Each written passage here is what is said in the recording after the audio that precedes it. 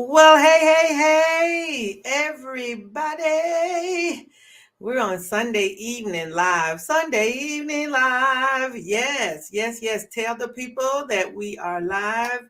We are live. We are live. Let me make sure I tell the people in my community that we're live. So that way we can come on in and see what the market has to offer for this coming week. What does the market have to offer this week? Few interesting things coming up, and we don't want to miss anything. So let's hang out for a little while. I know it's football time. I know. I already know it's football time. But if you all have a little bit of time to come hang out, that would be wonderful.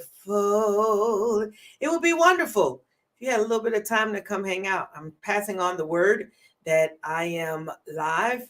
So that way, and I'm putting it in the same groups. It's weird that I'm sending it. Why do I keep sending it to the same people? I don't know what I'm doing. Okay, let's forward to the right people. How about we go here and forward it? Yes, how about we do that? And how about we forward it here? Right places, right times. But we do that. Y'all come on in and let's get ready to talk about what does the market have to offer for tomorrow.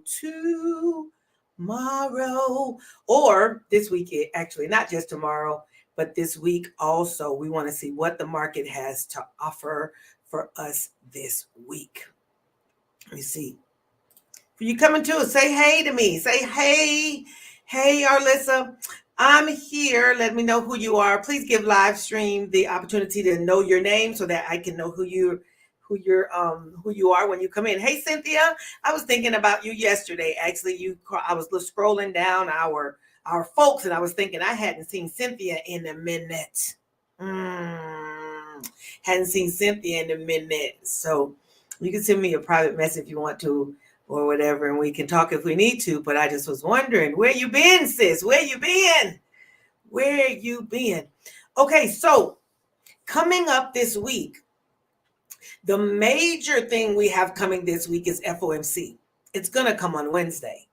That's the primary thing that's coming this week. We got a lot else happening, of course, a lot happening, but that's a big thing. What we're going to do today while we're on, I'm going to talk about what's coming up this week. I'm going to look at SPX in the charts. I'm also going to look at the puts and the covered calls that I put into my socials and I put into our Telegram groups and into the world.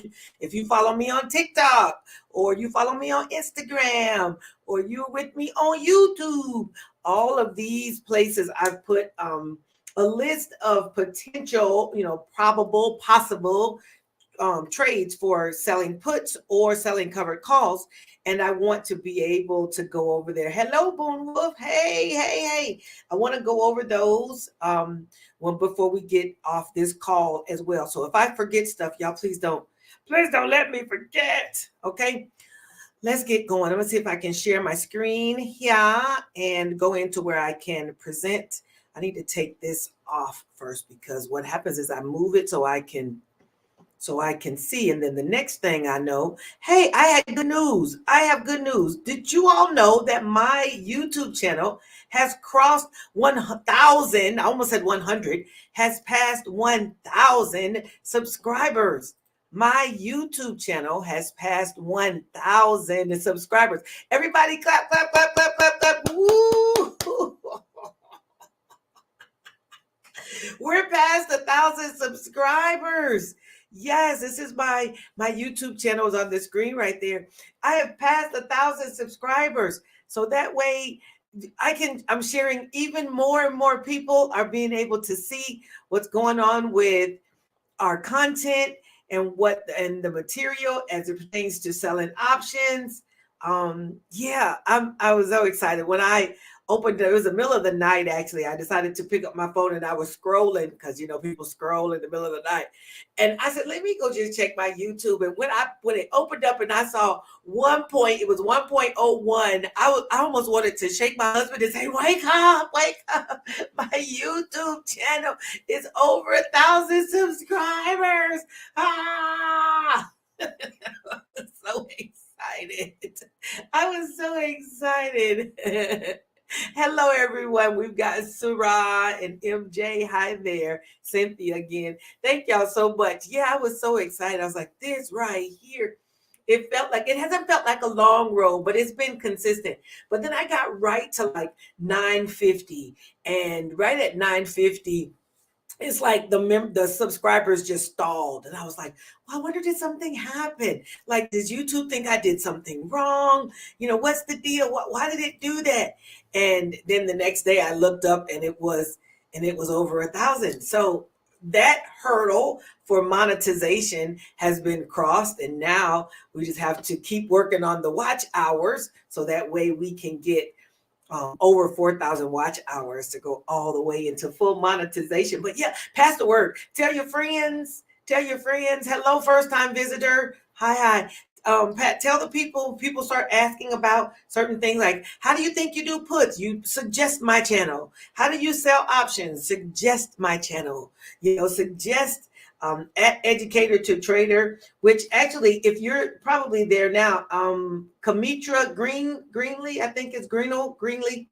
You're probably going to have to come find me either on Facebook, or you're going to have to come over to YouTube, because you won't be able to see my screen from Instagram. Okay, so be sure to come. I'm putting the link in the chat here in the little comments, so you can come on over there and you can see where we are. Okay.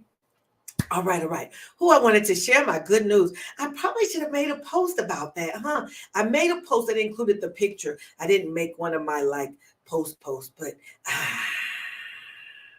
it's hard sometimes to celebrate the wins, because then you want to press on to the next thing. But you got to take time to celebrate the wins along the way, right? You got to celebrate along the way.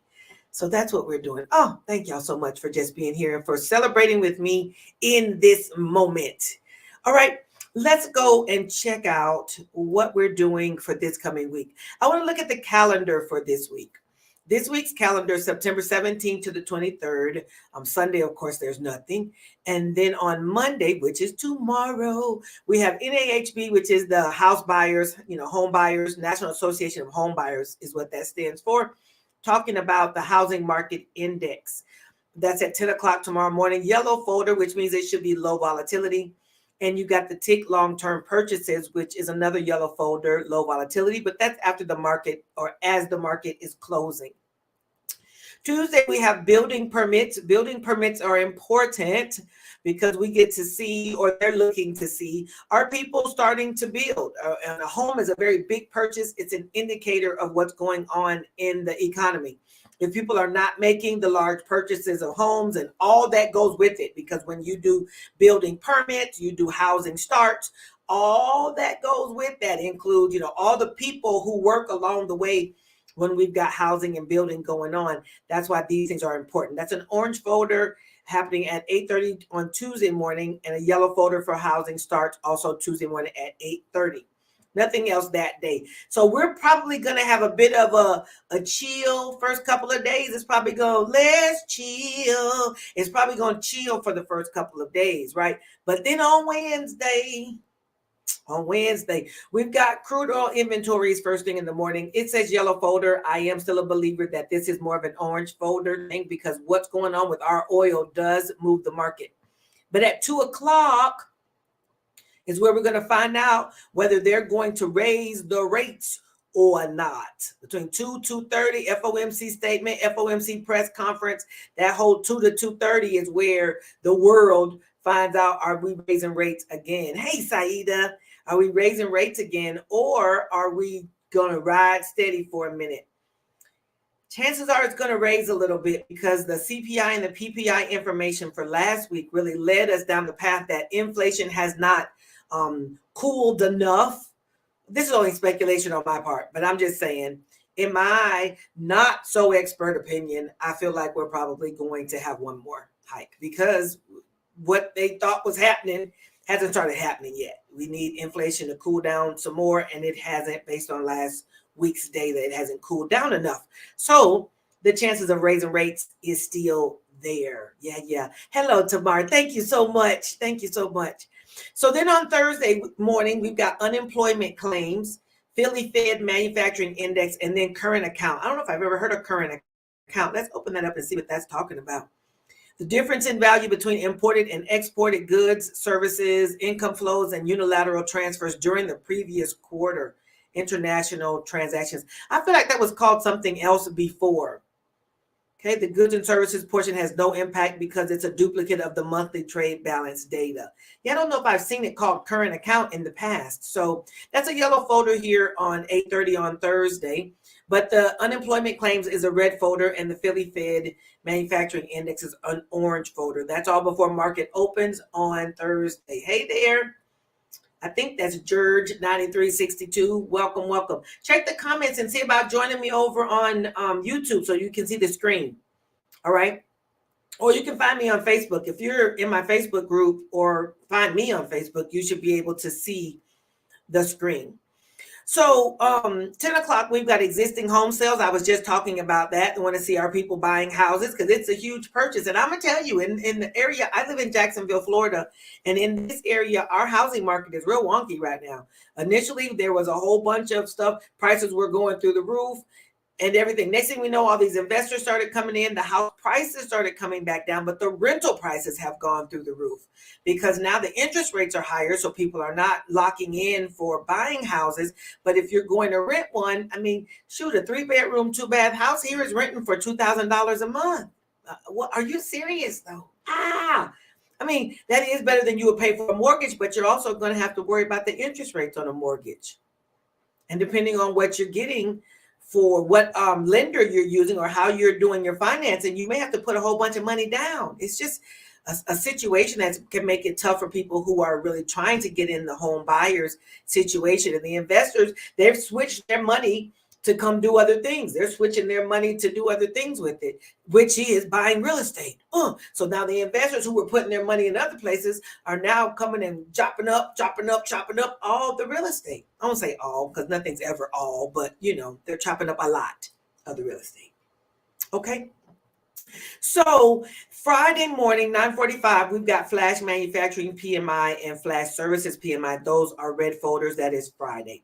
So during this week, looks like Monday and Tuesday can be kind of quiet days, right? Maybe quiet days. Wednesday afternoon is when the heat is on. That's when the heat comes on Wednesday afternoon. Thursday, kind of quiet. You got unemployment before market opens on Thursday, kind of a quiet day from there. And then Friday morning, right off the real boom, boom, we get some red folder. So the second half of the week is where we will have interesting things happening. Let's look at what happened last week in SPX. I'm switching over to the weekly chart. Seems like for the last 3 weeks, well, 3 weeks ago, which was the week of August 28th, we had a big old green week. Whoop, whoop, whoop. And then the following week, which was the week of September the 5th, we had a red week, came on back down. And then last week was also a red week. So now we've got our resistance on the weekly chart is still up at the like 45, 18, 19, somewhere up in here. This candle here would be what I would use for my resistance, so weekly resistance up here at the top of this gap. And the support would be, actually there's a gap down here between the weeks of August 21st and August 28th. There's a gap that has yet to be filled. You see here, I wrote weekly and daily buyers gap. Gaps can and usually do operate as support and resistance depending on where they're located. They can operate as support and resistance. So that may be the support here would be, this is 44.26. 44.26 is where the top of this buyer's gap starts, and ends, and then it goes all the way down to 44.05. That's about a 20-point spread here. Below where we currently are, that could potentially, gaps like to be filled. Gaps like to be filled. So if you see a gap, where you can, sooner or later, it will get filled. Gaps don't like, nature abhors a vacuum, right? So sooner or later, a gap could potentially fill. All right. This is the weekly chart we're looking at, right? Let's switch over to the daily. So basically, before I switch over to the daily, I want to talk about on the weekly chart. Looks like we are torn between two zones. We're torn between two zones, right? We're right in the middle of the resistance and the support. So you see which way it goes. And we do have some things coming up that could potentially push it down. But if the Fed say something everybody likes, it could potentially push it back up. But we are definitely between 45, what I'd say, 45, 18, 20, somewhere in here, and 44, 26. Those are the places where we are between. Let's switch over to our daily chart.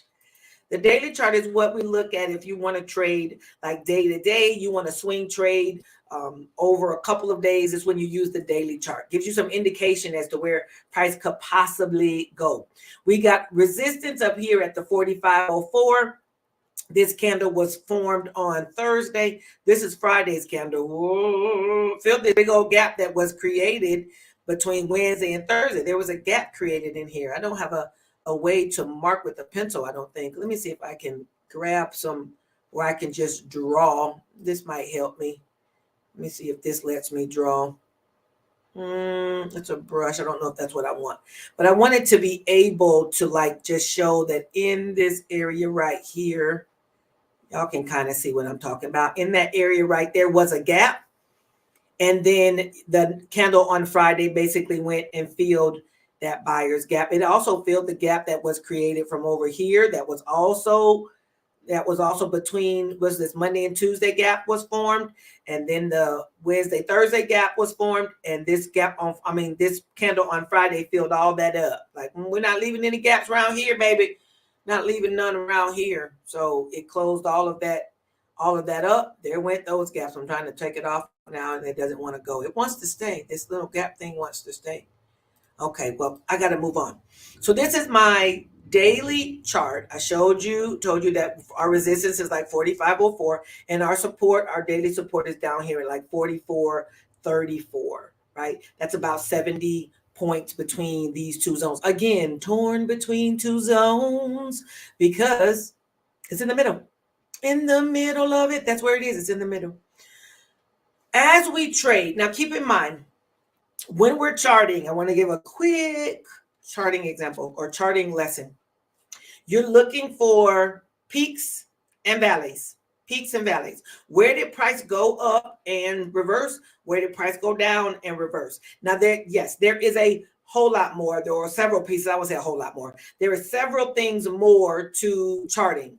But if you can get comfortable with support and resistance, just highs and lows, that will help you tremendously. I almost said tremendously. That's like, two words put together. I was going to put tremendously and immensely together, and it was going to be tremendously. That's not a word. I'm just going to make them up as I go. But no, you can't do that.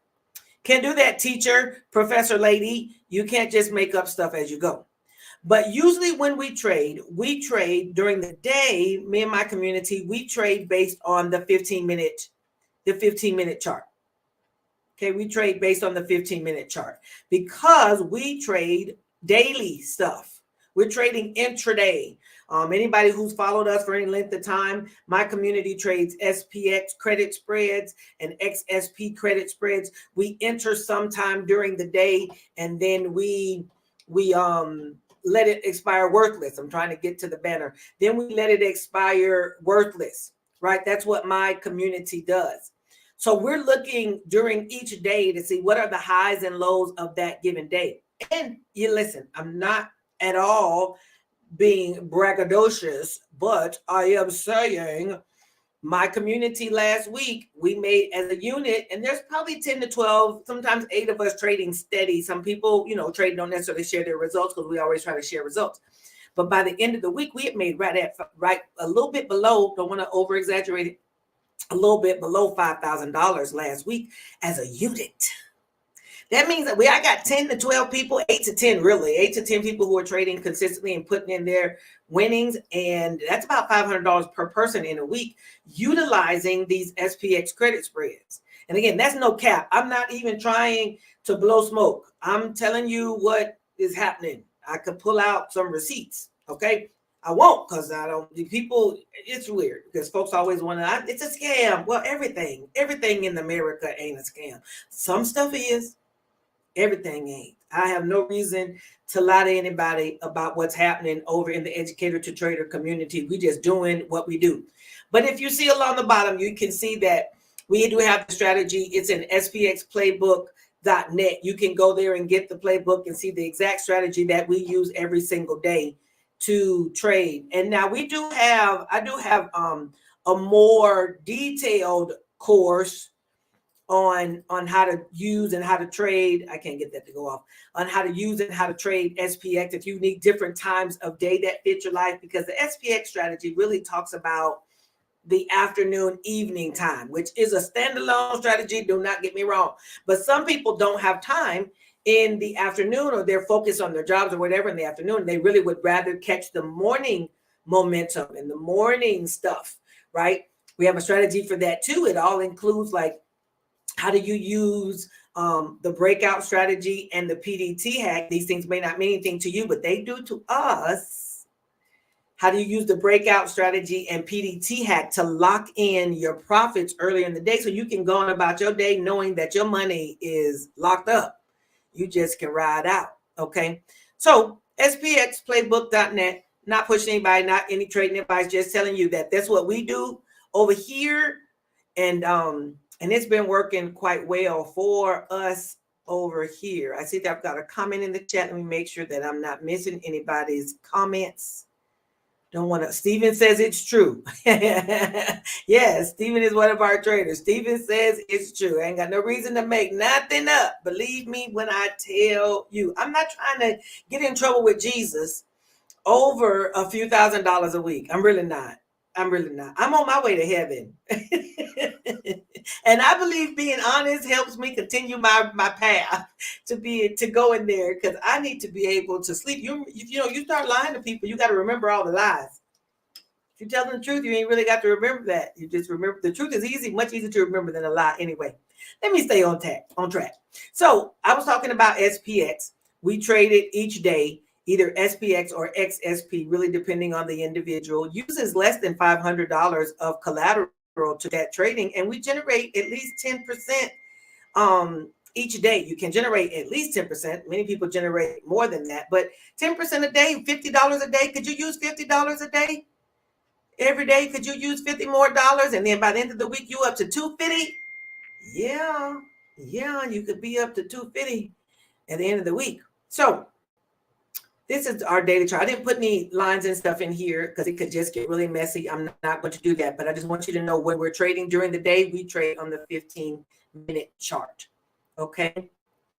Let's go take a look at some trades that we had. Now I put this in the chat in our my Facebook stuff, my TikToks, my all of that stuff. I put it everywhere. But these you can, if you're not following me in those places, please do. And if you haven't subscribed to this YouTube channel, please do that too. Go ahead and subscribe. Hang out with the people who got 1,000 subscribers. Yay! I got 1,000 subscribers. So let's look at covered calls. I have some here. With covered calls, you need to own 100 shares. Okay, that's the key thing you need to know. You need to own 100 shares. If you don't own them already, you need to purchase 100 shares. Okay, purchase 100 shares. Now, the covered calls is a part of the wheel strategy, and the wheel strategy also includes selling puts. Now, where is the one for the puts? I need the cash secure puts. Here we are. Okay, open up. This is for selling puts. The wheel starts with puts. It's basically where you sell puts, yes, and then if in the event you get assigned the shares, then you're put 100 shares. And thank you, Michelle. And then you take your 100 shares and sell covered calls, right? I'm going to pick one that is on both lists, and that is open. Open is on the cash secure put list, and it's also on the covered calls list. Let's go look at that. But any of these, it tells you what strike it is. If you're not sure about selling puts and whatever else, the wheel strategy is you can either follow, check on my YouTube channel and see the wheel strategy, the selling puts, and selling covered calls, you can find some courses there. Or if you just want it to be straightforward, going, straight through, and you want to watch in one place versus trying to pick YouTube videos and fight with YouTube, because YouTube will suggest other stuff and you're like, I'm just trying to get to the next video of Arlissa's. If you just, if you go ahead and grab the course, it is available at my website, Educator2Trader.com. So, all right, let's go look at open. I'm going to go look at open. Now there's, you see the list includes, I keep looking up here because this is another screen up here, but you see that this is a list of all the different or several different stocks you can use for cash secure puts. This is a list of the ones you can use. Let's go look at open though. Go and look at open. We're looking at how do we sell a put on open? What would that look like potentially? Nope, I don't want to go there. I want to go to the trade. When you're selling a put, you need to go to below current price. And honestly, you should probably go below current price and below some support. So it would be good to chart it. I'm not going through those steps tonight, but that's what you would do. I told you on that graphic to look at October the 20th. October the 20th at the 3 strike. This is what you're going to get. At this point, the market is closed. So when the market is closed, these numbers may not be accurate for now. Remember, this, again, is not trading advice. I'm just here to help the people. Your wins and your losses are totally yours. I am actually trading open myself. I don't really push people to do stuff or even suggest people do stuff that I don't do. Because when people ask me questions, if I don't have answers, then I feel bad. So, some of the stocks on here I never even heard of, but I do know based on what I use for the criteria to select what goes on the graphic, they should be good opportunities, right? But I'm sharing this open on here. Anyway, 20th of October, you would select your bid because as a seller, gotta slow down. As a seller, you want to pick the bid column. It says here you're selling one contract on a put on open. You would then confirm and send. I am in my sim. I'm in the sim. It says basically you're going to make your $23. You're not making anything more than that. This is not like I'll get in here and I'll make much. No. Whatever you decide you're going to sell it for, that's the money you're going to get. It doesn't grow. It doesn't diminish. You're going to get $23 initially. Then you get the money right away though. Max loss, it says, is 277. Even though that's not really max loss, what you end up with is you end up buying the shares at this price. If open stock price is down below 3 at expiration, they will just put 100 shares into your account. That's how that works. So you don't really have a max loss of $207, but you will get 100 shares at $3 per share. Okay. So I turned it on for now because there's if the market is closed, like I said, options can only be traded when the market is open. $23 you would collect on selling a put. What this is going to do, though, the broker is going to reserve $300 of your collateral while this trade is running. So if you have your buying power, the broker is going to reserve $300 of buying power. That money is calculated by the 3 strike times 100 shares. So the broker is going to reserve $300, just going to put to the side like a deposit. Like if you rent a car, they deposit, you keep a deposit to the side. If you go into the hotels, they block off some of your money to make sure that you don't take their towels. Yeah, same thing's happening here.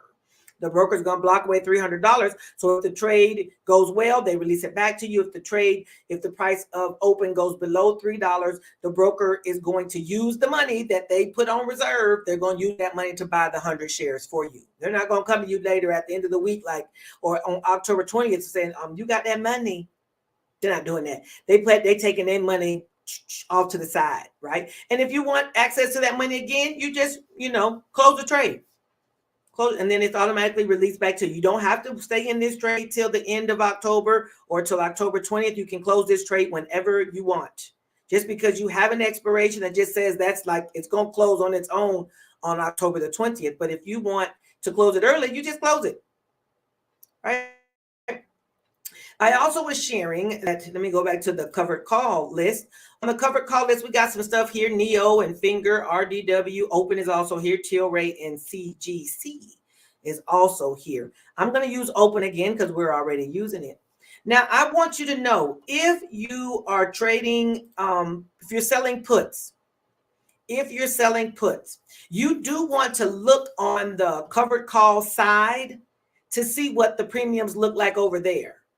Because if you end up selling a put and the premiums look kind of, then if you end up with the shares, then you're not going to be able to make any money off covered calls. So you want to have something that has decent covered call premiums.